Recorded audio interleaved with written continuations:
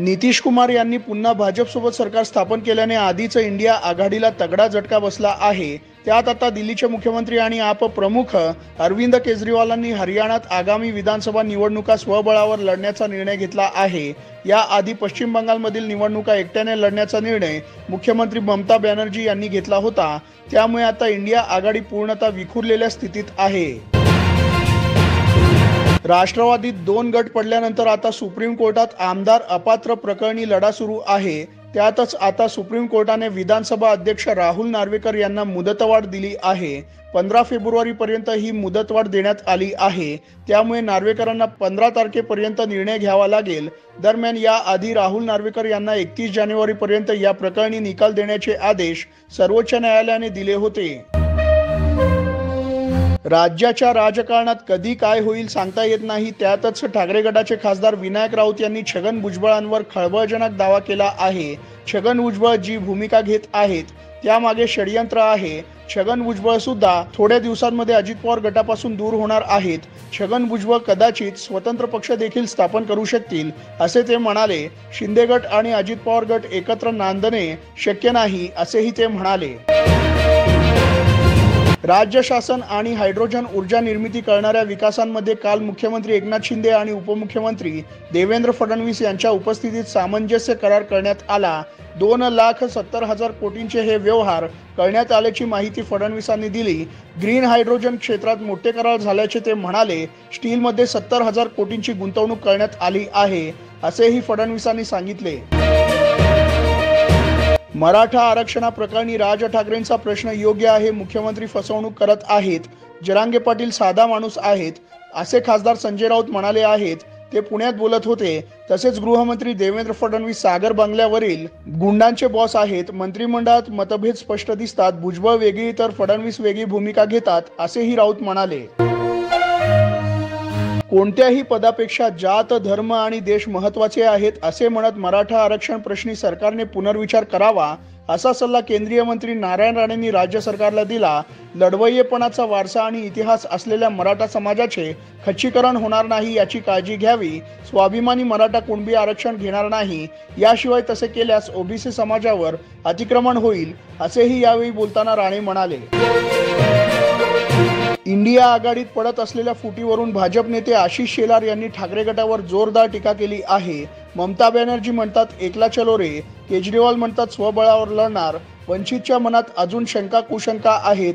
नितीश कुमार यांनी इंडिया आघाडी नावाच्या स्वार्थी कंपूला रामराम केला। संजय राऊत आणि पेंग्विन सेनेचा पायगुणा पाहिलात का? हे जिथे जिथे असतात तिथून लोक तातडीने निघून जातात असे ते म्हणाले। राष्ट्रवादीचे आमदार रोहित पवार यांनी शिंदे गटाचे नेते गुलाबराव पाटील यांच्या विरोधात अब्रू नुकसानाची दावा केला आहे। काही दिवसांपूर्वी ईडी कडून रोहित पवारांची चौकशी करण्यात आली होती। यानंतर डल्ला मारला असेल तर चौकशीला जावेच लागेल असे गुलाबराव पाटील म्हणाले होते। या आरोपामुळे काल पुणे न्यायालयात रोहित पवारांकडून गुलाबराव पाटलांविरोधात 100 कोटींचा दावा दाखल करण्यात आला आहे। स्वातंत्र्यवीर विनायक दामोदर सावरकर यांचे नातू रणजित सावरकर यांनी महात्मा गांधीजींच्या हत्येबाबत केलेल्या दाव्यावरून त्यांचे पुस्तक आता वादाच्या भोवऱ्यात पडण्याची शक्यता आहे। त्यांच्या make sure Gandhi is dead या पुस्तकाचे नवी दिल्लीत प्रकाशन झाले। नथुराम गोडसे याने झाडलेल्या गोळ्या आणि महात्मा गांधीजींच्या शरीरात आढळलेल्या गोळ्या वेगवेगळ्या होत्या असा दावा या पुस्तकात करण्यात आला आहे। राहुल नार्वेकर यांची पक्षांतर बंदी कायदा समितीच्या अध्यक्षपदी नियुक्ती झाल्यावर उद्धव ठाकरे यांनी टीका केली होती। यावर आता राहुल नार्वेकरांनी प्रतिक्रिया दिली आहे। उद्धव ठाकरे यांचे माझ्यावरील प्रेम जग जाहीर आहे। त्यांच्या शुभेच्छांचा मी स्वीकार करतो। या समितीमध्ये आपल्या राज्यातील सदस्य आहे ही अभिमानाची बाब असली पाहिजे। त्यांना आपल्या राज्याबद्दल अस्मिता नसावी असे राहुल नार्वेकर म्हणाले। केंद्र सरकारने दहशतवादी संघटना स्टुडंट्स इस्लामिक मूवमेंट ऑफ इंडियावरील निर्बंध पुन्हा एकदा 5 वर्षांसाठी वाढवले आहेत। केंद्रीय गृह मंत्रालयाने ही माहिती दिली आहे। सिमी बेकायदेशीर संघटना असून शांतता आणि जातीय तणाव वाढवण्यासाठी जबाबदार आहे। यामुळे देशाच्या सुरक्षेला आणि अखंडतेला धोका आहे असे सरकारने स्पष्ट केले आहे। या संघटनेवर 2001 मध्ये पहिल्यांदा बंदी घालण्यात आली होती। खासदार राहुल गांधींच्या नेतृत्वाखालील भारत जोडो न्याय यात्रा आसाममध्ये खूपच वादात राहिली आहे। आसाममध्ये या यात्रेदरम्यान काँग्रेस नेत्यांसह कार्यकर्त्यांवर हल्ला झाला। आता ही यात्रा आसाममधून निघून जाताच काँग्रेसला मोठा झटका बसला आहे। आसाममध्ये एएसयू आणि काँग्रेसच्या 150हून अधिक नेत्यांनी व पदाधिकाऱ्यांनी भाजपमध्ये प्रवेश केल्याचे सांगण्यात येत आहे। सध्या काँग्रेसची यात्रा पश्चिम बंगालमध्ये आहे। फ्रान्समधील शेतकऱ्यांनी विविध मागणीसाठी केलेले आंदोलन अधिक तीव्र होत आहे। रविवारी 2 महिला आंदोलकांनी येथील लुव्रे म्युझियममध्ये घुसून जगप्रसिद्ध मोनालिसाच्या पेंटिंगवर सूप फेकल्याची घटना घडली, पण सुदैवाने बुलेट प्रूफ ग्लासमध्ये सुरक्षित असल्याने पेंटिंग खराब झाली नाही।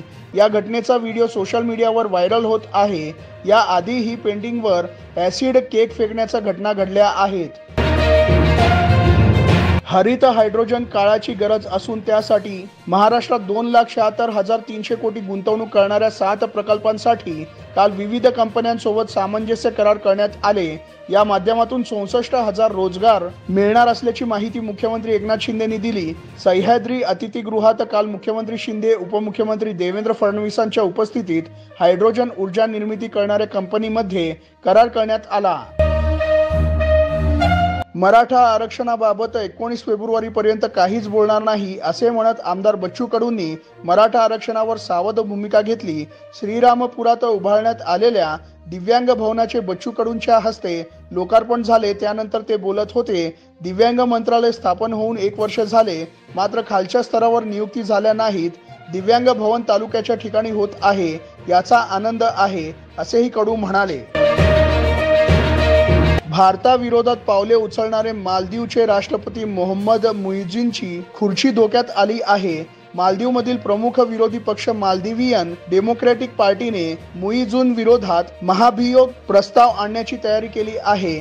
आम्ही महाभियोग प्रस्तावावर स्वाक्षरी केली आहे, ती लवकरच संसदेत सादर करू अशी माहिती एमडीपीचे खासदार सन एमव्ही यांनी दिली। त्यामुळे आता मुइझूनची खुर्ची जाण्याची शक्यता आहे। मुख्यमंत्री एकनाथ शिंदे राजकारणातील सगळ्यात मोठे ढोंगी आहेत अशी टीका खासदार संजय राऊतांनी केली। ते मराठा आरक्षणावर बोलत होते। आरक्षणावरून मंत्रिमंडळात मतभेद आहेत। छगन भुजबळ, देवेंद्र फडणवीसांची भूमिका वेगवेगळी आहे। मुख्यमंत्र्यांची भूमिका हीच सरकारची भूमिका हवी। जर मुख्यमंत्र्यांच्या विरोधात भूमिका घेत असतील तर त्या मंत्र्यांवर बरखास्तीची कारवाई करावी, हे सगळे ठरवून चालले आहे असेही राऊत म्हणाले। अभिनेता अक्षय कुमारच्या मुलीला पाळीव कुत्र्याने चावा घेतला आहे। याबाबतची माहिती अभिनेत्री ट्विंकल खन्नाने दिली आहे। निताराच्या दोन्ही हातावर कुत्र्याचा चावा घेतला। तिला रेबीजची 3 इंजेक्शने तर टिटनेसचे 1 इंजेक्शन देण्यात आले आहे। कुत्र्यासमोर चिकनची प्लेट ठेवण्यासाठी गेली असता त्यामध्ये काडी होती, ती काढताना निताराच्या दोन्ही हाताला कुत्र्याने चावा घेतला अशी माहिती ट्विंकल खन्नाने दिली आहे। पुण्यातील जुन्नर वर परिक्षेत्रातील आंबेगाव, शिरूर व खेड या परिसरात बिबट्यांचा वावर मोठ्या प्रमाणात वाढला आहे। दररोज कुठे ना कुठे बिबट्याचे हल्ले होण्याच्या घटना घडत आहेत। अनेक वेळेस बिबट्या गावांमध्ये घुसल्याची घटना घडल्या आहे। बिबट्यांच्या वाढत्या संख्येमुळे बिबट्यांना नसबंदी करावी असा प्रस्ताव नुकताच वरिष्ठ कार्यालयाला पाठविले असल्याची माहिती जुन्नर उपवन संरक्षक अमोल सातपुते यांनी दिली आहे। पक्षांतरबंदी कायद्याबाबत पुनर्विचार करण्याच्या समितीच्या अध्यक्षपदी लोकसभा अध्यक्ष ओमप्रकाश बिर्ला यांच्याकडून राहुल नार्वेकरांची निवड करण्यात आली आहे। यावरून आता ठाकरे गटाचे पक्षप्रमुख उद्धव ठाकरे यांनी केंद्र सरकारवर टीका केली आहे। राहुल नार्वेकरांची नेमणूक ही देशातील लोकशाही संपवण्याच्या दिशेने टाकलेली पुढचे पाऊल मानायचे का, असा सवाल उद्धव ठाकरे यांनी केंद्र सरकारला केला आहे।